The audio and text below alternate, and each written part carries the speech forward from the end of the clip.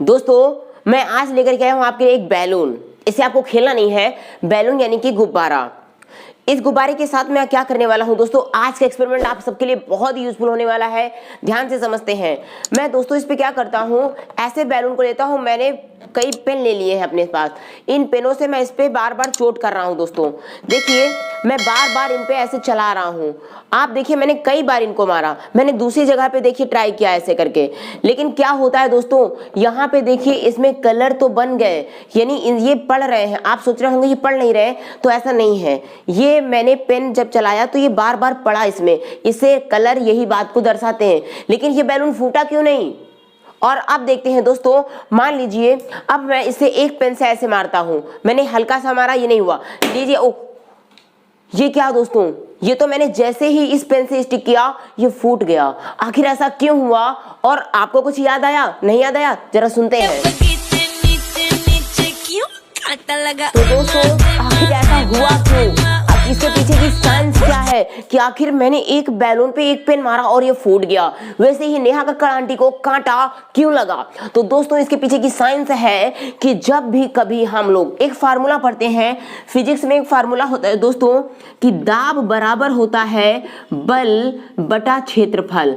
क्या होता है? दाब बराबर बल बटा क्षेत्रफल, यानी कि pressure equals to force upon area.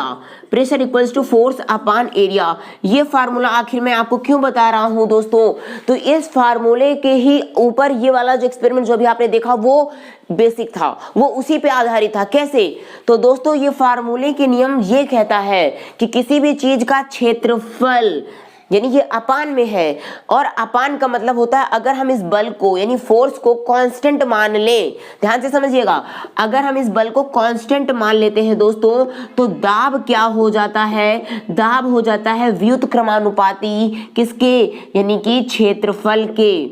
क्या आपने सीखा कि दाब जो होता है दोस्तों वो क्षेत्रफल के व्युत्क्रमानुपाती हो जाता है, यानी कि pressure is inversely proportional to the area. अब ये ऐसा क्यों हुआ? Pressure inversely proportional to area. आखिर मैं समझाना क्या चाहता हूं, तो दोस्तों इसके पीछे की साइंस यही है। ये साइंस का ऐसा नियम होता है जिसमें आपको व्युत्क्रमानुपाती या फिर इनवर्सली प्रोपोर्शनल का मतलब ये बताता है कि अगर हम इस चीज को जितना ज्यादा बढ़ाएंगे प्रेशर उतना ही कम लगेगा। फिर से समझाता हूं, यानी किसी भी चीज का क्षेत्रफल दोस्तों जो होता है, अगर हम किसी भी चीज में क्षेत्रफल ज्यादा कर देते हैं तो उसमें दाब की वैल्यू कम होने लगती है। क्षेत्रफल को बढ़ाएंगे तो दाब घटने लगेगा। और अगर मान लीजिए दोस्तों, अगर हमने दाब को बढ़ाया तो क्षेत्रफल आपका घटने लगेगा। अभी आपने बैलून में जो देखा, जब मैं एक से ज्यादा पेन लेकर के उस पे मार रहा था, तो आपने देखा दोस्तों कि वो नहीं फूटा। क्यों? क्योंकि बहुत सारे पेन की वजह से उसकी जो कोन है उसका क्षेत्रफल ज्यादा हो गया था, और जब क्षेत्रफल ज्यादा हो जाएगा तो प्रेशर कम लगेगा। मैंने उसमें कई बार आघात किया, आपने देखा मैंने कई बार आघात किया, कई बार उसको मारा, कलर बन गया, पेन का जो रंग होता है वो उस पे गया, लेकिन बैलून फूटा नहीं। क्यों? क्योंकि एरिया जितना ज्यादा हुआ प्रेशर उसमें उतना ही कम लगने लगा, दाब की वैल्यू कम हो गई, इसलिए वो नहीं फूटा। लेकिन मैंने क्या किया दोस्तों, जब मैंने एक पेन से उसको हिट किया, एक पेन से मैंने उसमें मारा, तो बैलून फूट गया। क्यों? क्योंकि क्षेत्रफल जितना कम हो जाएगा दाब उतना ही ज्यादा बढ़ जाएगा, और इसी साइंस की वजह से गुब्बारा फूट गया। अब आप कभी मान लीजिए इसका एक्सपेरिमेंट और करके देखिए। होता क्या है दोस्तों कि जब कभी आप कहीं रास्ते पे जाते हैं या आपको कभी कांटा लगता है, तो आप क्या बोलते हैं? कांटा लगा, उई माँ उई माँ उई माँ, डांस करने लगते हैं ना। ऐसा क्यों? मतलब आप चिल्लाते हैं, कोई एक आपको मुक्का मार देगा तो आप उई माँ नहीं बोलेंगे। क्यों?